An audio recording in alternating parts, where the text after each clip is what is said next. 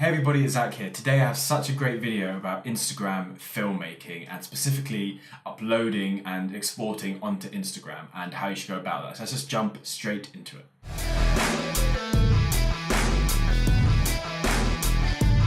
So IGTV is basically YouTube for Instagram. It's longer form content. It's anywhere from a minute up to, you can do 10 minutes or even longer if you have more followers. It's made for the Instagram platform, which means it's made for mobile, which also means it's preferable to have the videos portrait. Instagram stories is basically Snapchat, but for Instagram. It's snapshots, it's 10, 15 seconds, just short clips of usually just silly stuff that's going on, the same way you would use Snapchat. However, there's a way to utilize these limitations that you have and kind of create almost like a flip book, but of movies. And then we have basically the standard posts, which would be landscape or square. And then the best way to utilize all the real estate is a 4x5. And that's basically what looks like a slight rectangle shape. And that can be done for video and for photos. But the way you can use it in video will be basically how you export it from Adobe Premiere Pro, Sony Vegas, Final Cut Pro, etc. That's all done there. Right, let's start with IGTV. And before we actually go any further, I just wanted to say that Matt, who is Matt Johnson on YouTube, has an unbelievably super interesting video that he has on his channel. So I'll link a card there, but go and check that out. He goes over most of the export settings, but he goes into detail about the length of time you can have and the size. Now, IGTV, it's basically Instagram TV, it's the YouTube for Instagram. It's a way of creators and just everyday people to upload longer form content onto Instagram. Obviously by stories, you're limited by seconds and you're limited by just under a minute, like 59 seconds for the regular posts. So this is a way of being able to upload actual content, long content that you have straight onto Instagram. What you used to have to do is make a post or a story and either do a swipe up if you have enough followers, or you just put a link, either in your bio or below the post saying, go and check out my full video on X. But now you can make a post and then link the post to your IGTV and basically it takes away the friction so everyone can stay within Instagram. They can kind of watch your video on IGTV and then think, cool, give that a like, then they can keep on going and flicking through everything. So you don't have to go to a different application and get lost in that application.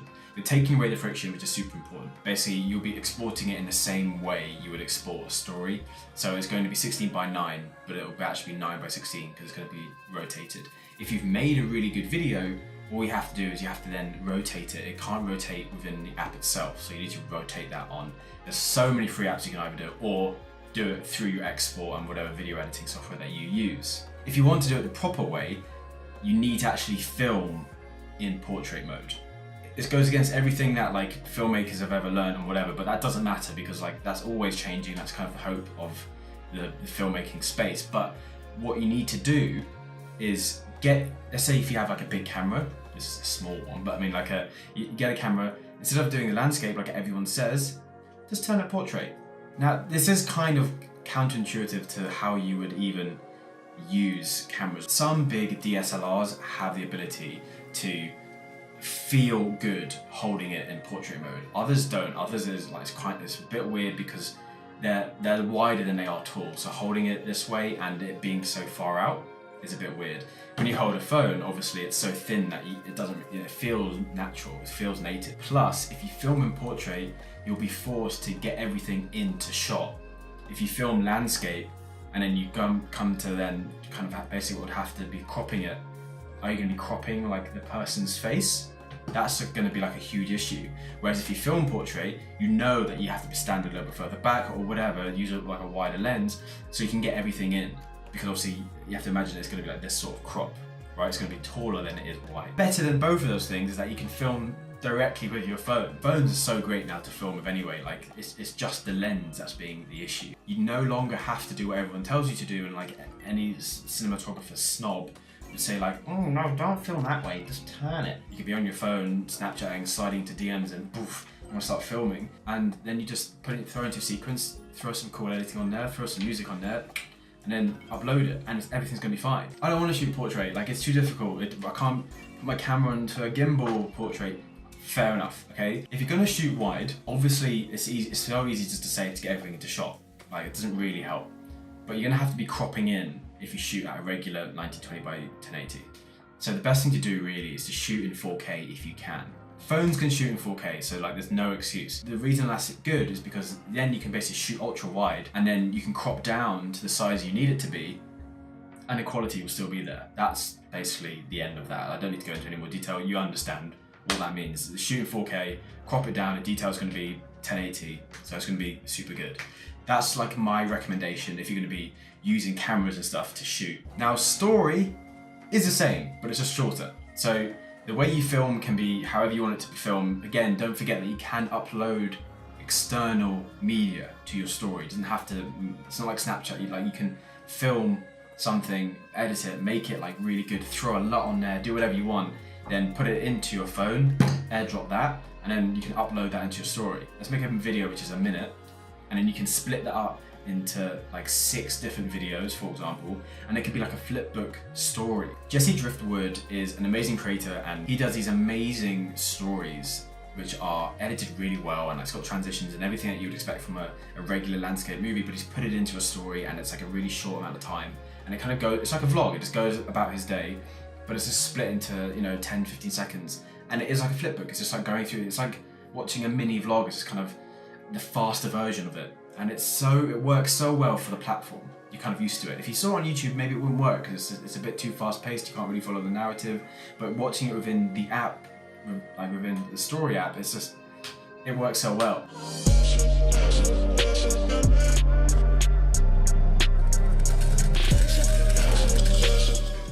And with the highlight feature, you don't have to worry about putting in all this effort and then it going away. You can save that into its own vlog as a highlight.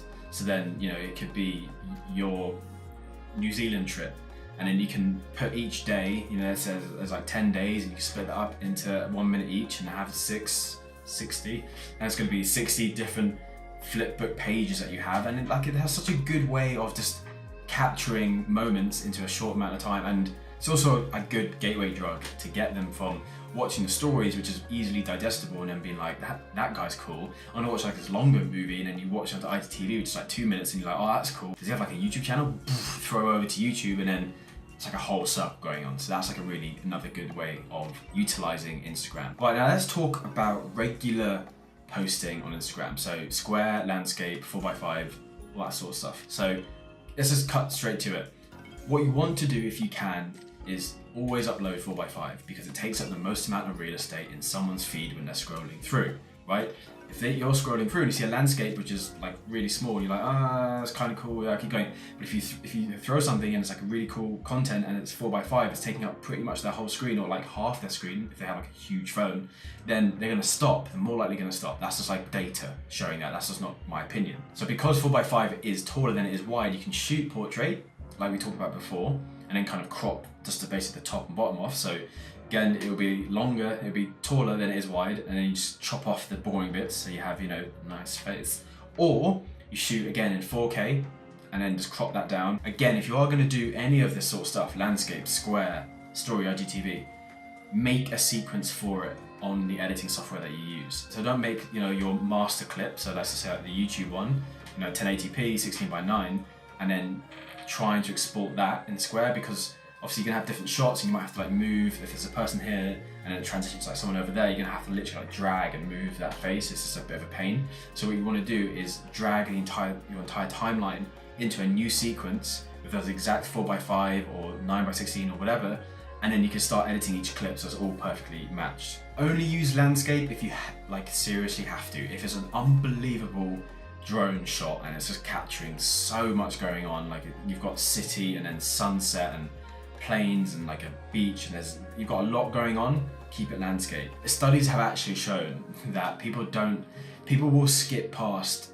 content that they have to move their phone. It's so ridiculous, and the sound of it sounds like people are so lazy, but we can't be bothered to move the phone here. But most of the time they just want no friction, but like what we were talking about before, just if you can make it portrait, make it portrait. If you can make it 4x5, make it 4x5. If you can make it square at least, keep it a square. Don't make a landscape video, throw it over to Instagram, and then press those 2 arrows to make it into a square. Because like there's a zoom in, the quality's already been compressed, and it's already been like, already sucks anyway. Don't stretch that out even more into a square, and then you can be missing out stuff on the edges. Just do not do that. So remember to utilize multi-photos or video posts within one post. Collage, it's called a collage, not multi-photo. Anyway, you have 1 3-minute video, it's amazing. Get it into whatever video software that you use, cut it up into 1-minute videos.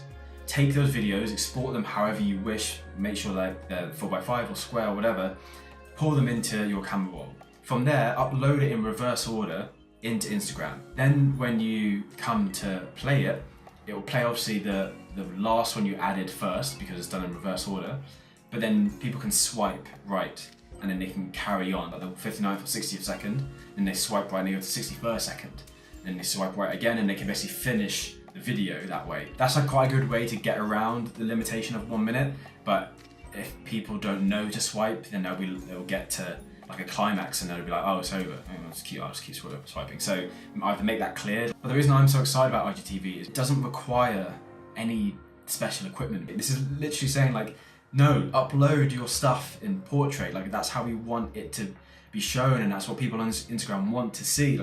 We're providing you with a platform to share portrait videos, stuff that you do all the time. Just now need a phone. Editing and all that sort of stuff, like it's so hard to edit a video well on a phone. For me, some people are wizards and they can do that, but I need to have a keyboard and a mouse because of all the shortcuts, and it's just like getting the fine details. But at the end of the day, you can film it on the phone and take it over to your laptop and sort it out from there. But this is the perfect opportunity to become an amazing content creator using IGTV. So just to recap, we have IGTV, preferably shoot portrait mode, and I'd definitely try and upload in portrait mode. If not, you can do a landscape video. You have to make sure you rotate it 90 degrees. Next is Instagram stories. Remember to utilize the 10 to 15 seconds kind of flip book idea.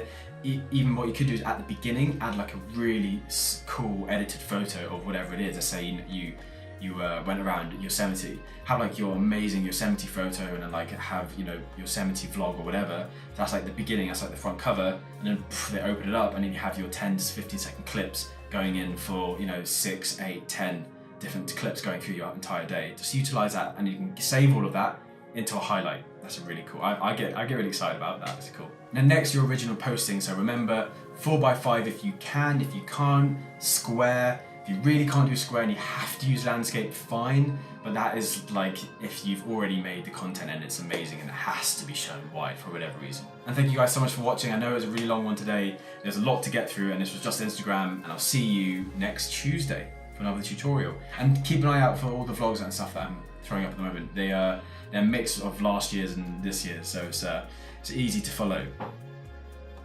Cheers.